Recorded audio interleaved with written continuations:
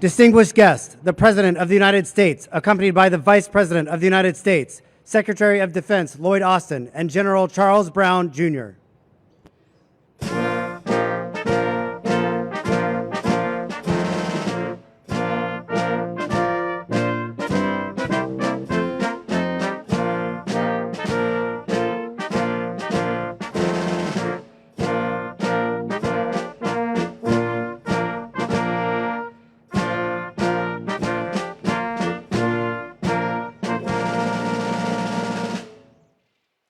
Good afternoon. Please, everybody, be seated. Thank you.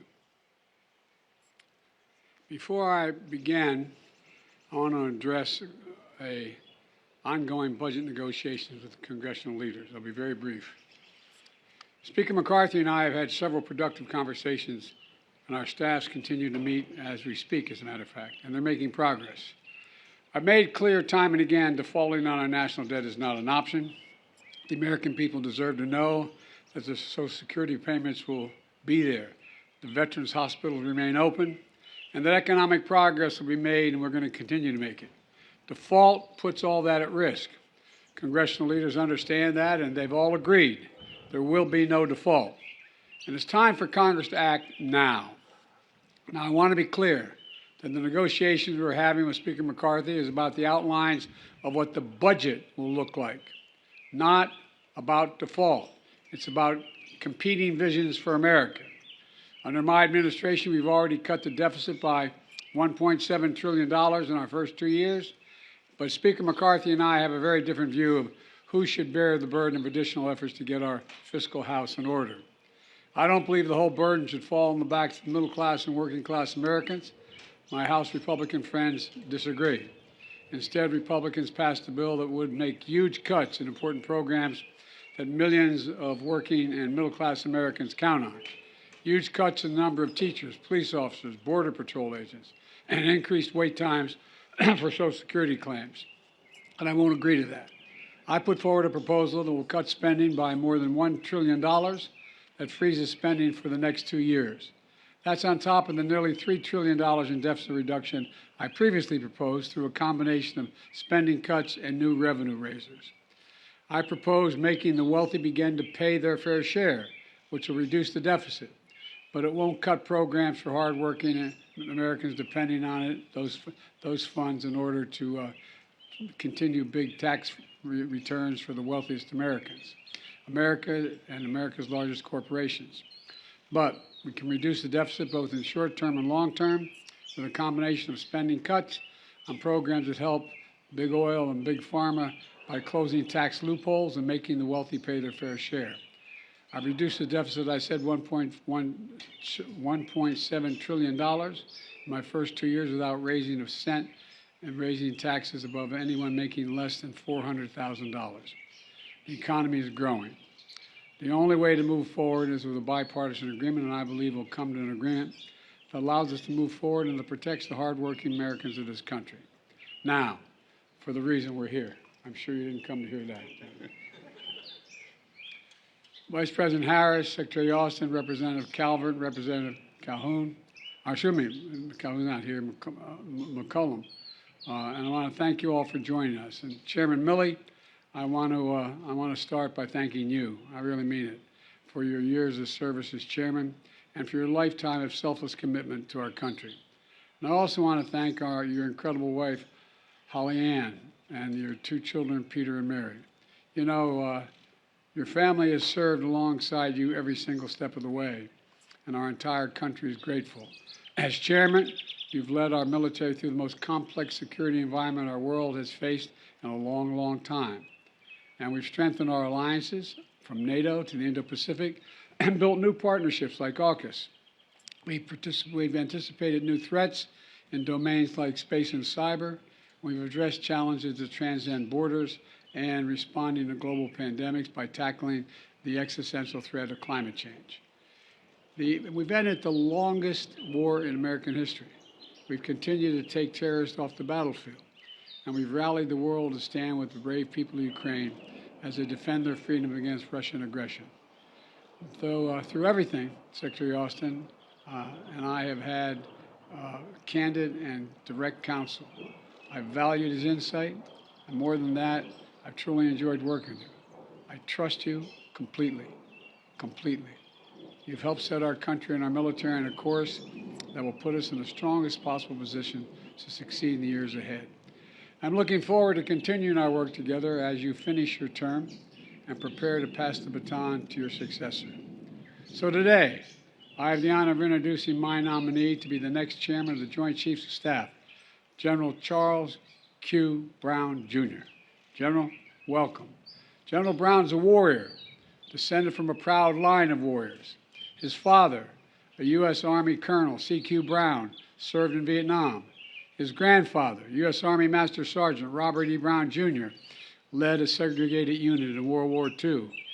And the command pilot, General Brown, brings to this role more than 3,000 hours of flying experience, including 130 combat hours. He knows what it means to be in the thick of battle and how to keep your cool when things get hard. Like when your F-16 was on fire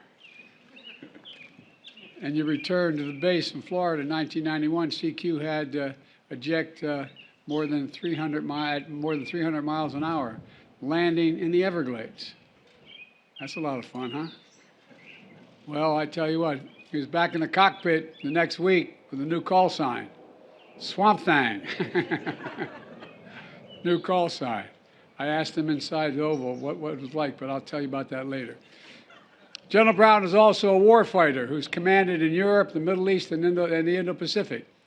And he has an unmatched firsthand knowledge of our operational theaters and a strategic vision to understand how they all work together to ensure the security for the American people. And while General Brown is a proud, butt-kicking American airman, first and always, he's also been an operational leader in the Joint Force. He gained respect across every service from those who have seen him in action and have come to depend on his judgment.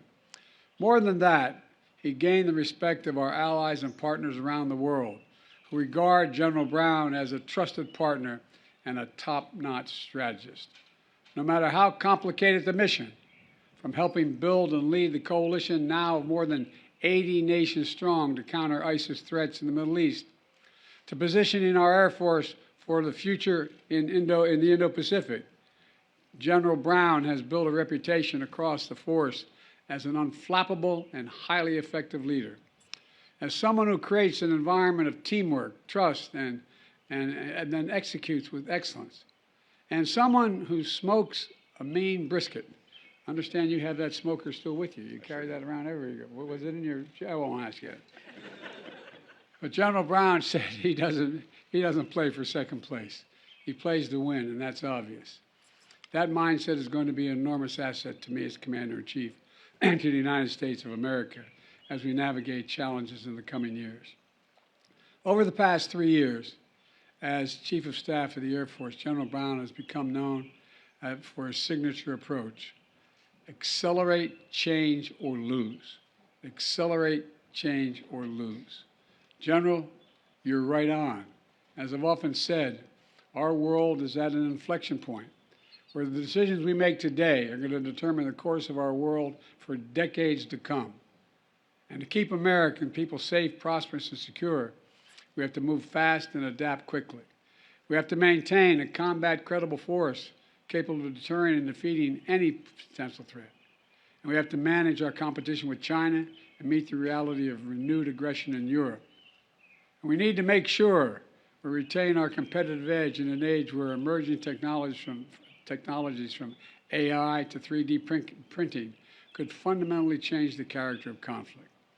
With General Brown as chairman, I know I'll be able to rely on his advice as a military strategist and as a leader of military innovation, dedicated to keeping our armed forces the best in the world, and they are the best in the history of the world, and that's a fact. I'll also be able to rely on him as a thoughtful, deliberate leader who is unafraid to speak his mind, as someone who will deliver an honest message that needs to be heard, and will always do the right thing when it's hard. That's the #1 quality a president needs in a chairman. And that's the leader that all Americans met 3 years ago when General Brown gave an unflinching video testimonial, sharing his own experience of racism and his deep love of our country, to which he has dedicated his entire adult life. It took real backbone and struck a chord not only with our military members, but with Americans all across the country. CQ is a fearless leader and an unyielding patriot. And that's why 3 years ago he was confirmed by the United States Senate 98-0. I urge the Senate to once again confirm General Brown with the same overwhelming bipartisan support from him for his new role as Chairman of the Joint Chiefs of Staff. I also want to recognize CQ's family, his wife Shireen. She is here. Would you mind standing, Shireen? I know that's embarrassing you. Thank you. And his son, Sean, and Ross. Throughout General Brown's stellar career in the Air Force, CQ and Shireen have always put family first. And they both know from their own experience growing up in military families that it's not just the person who wears the uniform who serves. The whole family serves, and the whole family sacrifices on behalf of the nation. Shireen, you and CQ are true partners in our dedication to the health and well-being of the women and men in uniform and their families. Five and Thrive, initiative that's doing important work to address the greatest issues affecting military families: child care, education, spousal employment, health care, and housing. And I know that Jill and I look forward to working even more closely with you on these issues through her Joining Forces initiative. Let me close with this.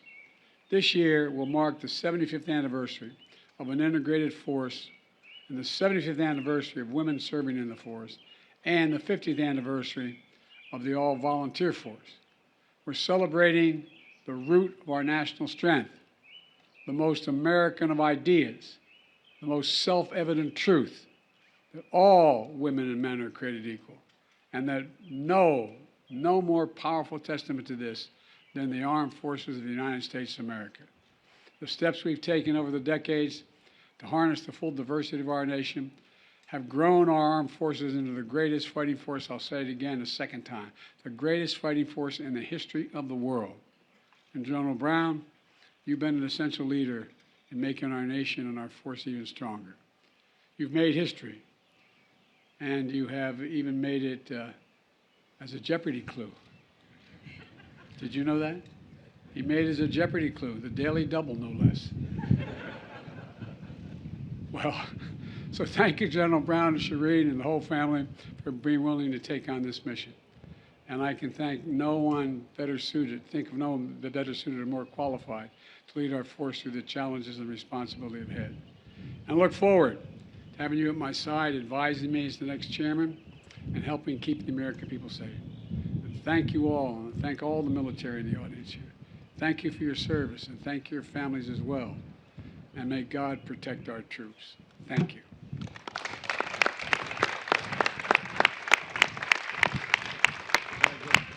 Thank you.